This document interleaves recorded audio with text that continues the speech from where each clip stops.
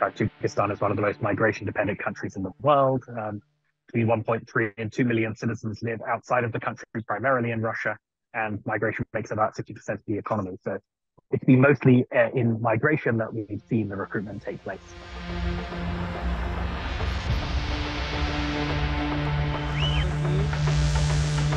Migrants in Russia are marginalized, many of them living undocumented, they face corruption, a lot of xenophobia, and that, of course, and they live in very harsh conditions, which, of course, makes the appeal of these terrorist organizations who can offer an alternative life, an alternative community more appealing. It generates certain grievances against countries like Russia that are framed as being, infidel states that are holding Muslim populations in slavery.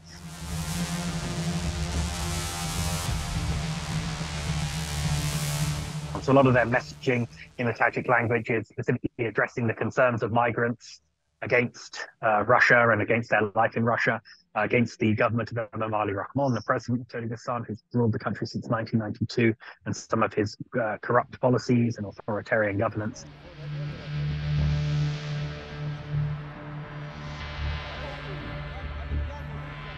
Countering violent extremism, as in other places like Russia, has become mixed with efforts to crack down on various opposition groups, journalists, human rights activists. The main opposition party in the country that held 2 seats in parliament up until 2015, the Islamic Renaissance Party, was banned because it was declared a terrorist organization.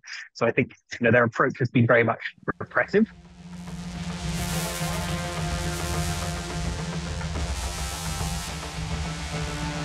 There's a lot of fear as to what the repercussions will be for the large Tajik community in Russia.